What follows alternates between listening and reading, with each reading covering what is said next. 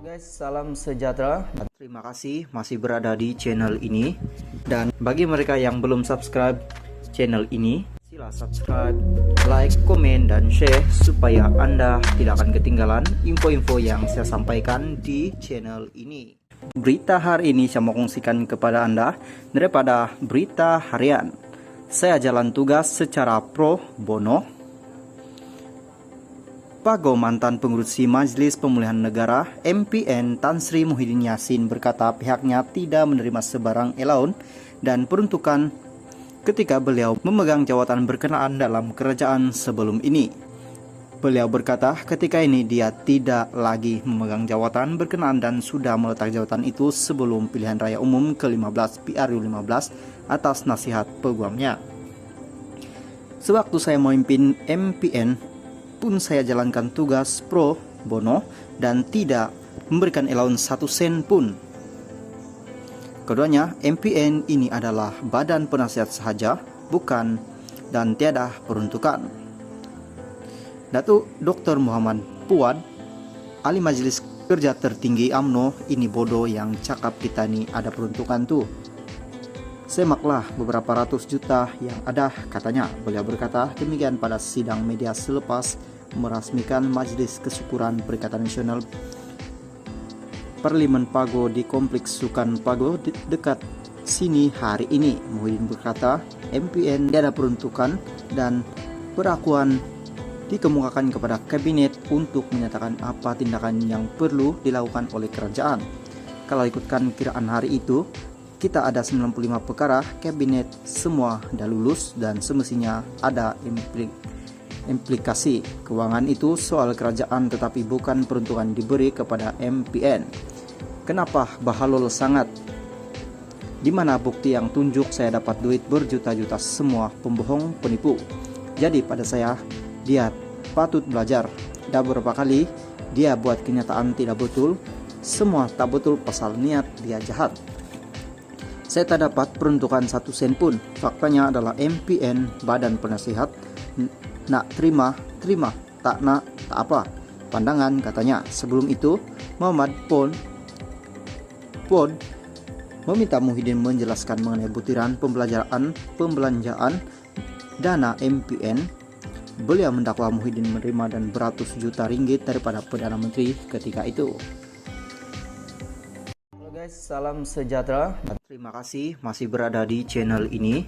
Dan bagi mereka yang belum subscribe channel ini, sila subscribe, like, komen, dan share supaya Anda tidak akan ketinggalan info-info yang saya sampaikan di channel ini. Berita hari ini saya mau kongsikan kepada Anda berita panas, berita mengejutkan hari ini daripada berita harian. Dr. Mahathir letak jawatan pengurusi pejuang. Kuala Lumpur, bekas Perdana Menteri Tun Dr. Mahathir Mohamad meletak jawatan sebagai pengurusi Parti Pejuang Tanah Air Pejuang. Perkara itu disahkan oleh sumber parti itu. Bagaimanapun, Dr. Mahathir dikatakan akan kekal sebagai pengurusi Gerakan Tanah Air GTA. Setakat ini, tiada pengumuman secara rasmi dilakukan oleh parti itu lagi. Difahamkan, Perhimpunan Agung Tahunan AGM Pejuang kedua akan diadakan pada 14 Januari depan. Pada pilihan raya umum ke-15 PRU15 lalu, Dr. Mahathir yang bertanding di Parlimen Langkawi tewas kepada calon Perikatan Nasional PN Muhammad Suhaimi Abdullah yang memperoleh majoriti 13.518 undi. Pada PRU15 juga, pejuang gagal memenangi sebarang 125 kawasan yang dipertandingkan, malah ramai calonnya hilang uang deposit. Dr. Mahathir bagaimanapun akur dan menerima pilihan rakyat dengan hati yang terbuka, malah beliau akan memberi tumpuan kepada bidang penulisan dan turut terbuka untuk ditemuduga penulis. Sekian, thank you. Halo guys, salam sejahtera. Terima kasih masih berada di channel ini. Dan bagi mereka yang belum subscribe channel ini, sila Sila subscribe, like, komen, dan share supaya Anda tidak akan ketinggalan info-info yang saya sampaikan di channel ini. Berita hari ini saya mau kongsikan kepada Anda daripada Malaysia kini. Dr. M tak sertai NGO memfakat Nasional PN Anwar.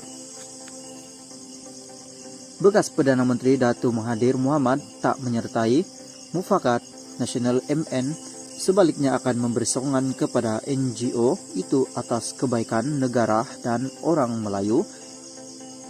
Menurut presidennya Anwar Musa, bekas ahli parlimen itu berkata demikian pada sidang media di pejabat MN di Damansara, Kuala Lumpur hari ini.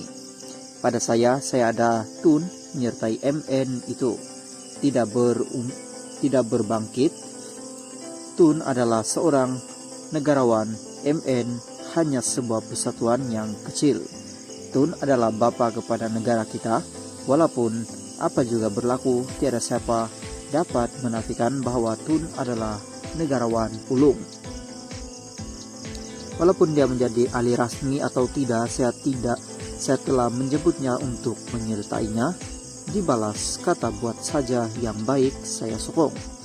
Tun Dr. Mahathir turut melahirkan kebimbangan beliau tentang kedudukan orang Melayu dan berkata usaha untuk kebaikan negara dan orang Melayu dia akan sokong, kata Anwar menjawab soalan mengenai pertemuannya dengan Mahathir semalam. Dalam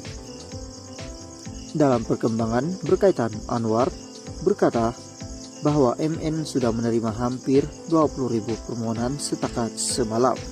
Terdahulu dia juga mengumumkan senarai 30 ahli barisan pemimpin pusat MN. Halo, salam sejahtera. Terima kasih masih berada di channel ini. Dan bagi mereka yang belum subscribe channel ini, sila subscribe, like, komen, dan share supaya Anda tidak akan ketinggalan info-info yang saya sampaikan di channel ini. Berita hari ini saya mau kongsikan kepada Anda daripada Sinar Harian. Sanusi sedia bertemu Anwar di Mahkamah. Menteri Besar Kedah Datuk Seri Muhammad Sanusi MD Nor sedia bertemu dengan Perdana Menteri Datuk Seri Anwar Ibrahim di Mahkamah berikutan kes saman fitnah terhadapnya. Memetik status yang dimuat naik di laman Facebook pribadinya pada Selasa malam, beliau memberi bayangan berkenaan dengan berkata, jumpa di mahkamah lah, kita kisahkan tentang sejarah.